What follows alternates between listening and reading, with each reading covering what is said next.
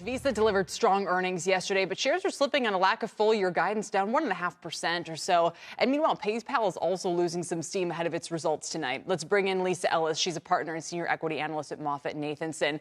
Lisa, it's great to have you. I mean, regardless of what, the specific trends are and expectations and this and that, PayPal has completely dominated the fintech space.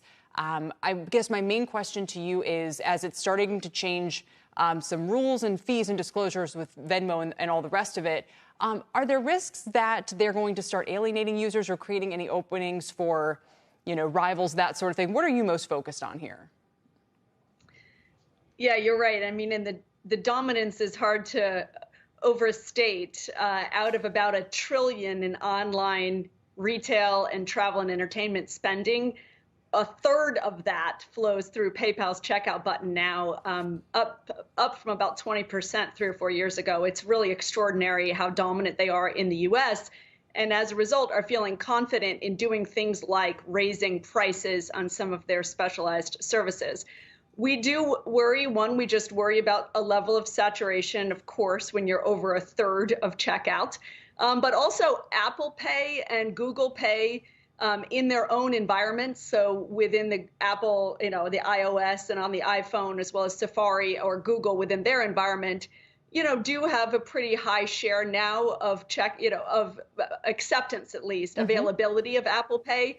And we watch that, whether or not, people start sort of substituting or moving away from PayPal over to alternative checkout buttons. We haven't seen it affect PayPal yet, but it's certainly the thing we keep a very close eye on. Sure. It's amazing to me that the fees are as high as they are. I think if I read correctly, PayPal was going to charge now 3.5% to some businesses, which seems exorbitant. I mean, I don't understand in a world where we have a proliferation of payment processors, why these fees aren't going the opposite way. I mean, why are businesses paying anything more than a couple tenths of a percent?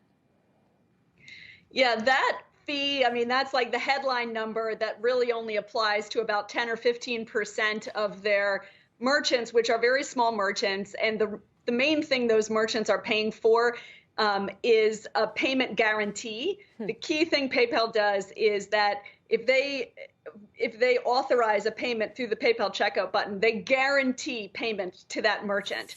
And so if there's a chargeback later or some fraud issue or something like that, the merchant is not liable for that. That is an essential service for small businesses who are very subject to concerns, because online fraud in payments is about 5 times higher than it is in store.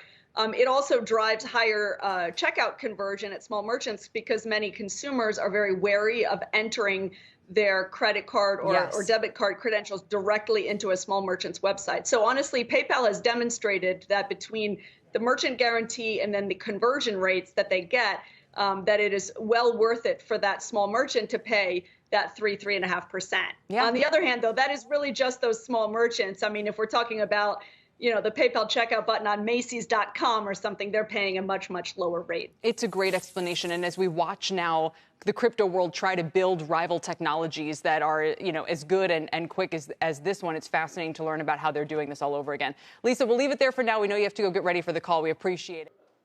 Shepard Smith here. Thanks for watching CNBC on YouTube.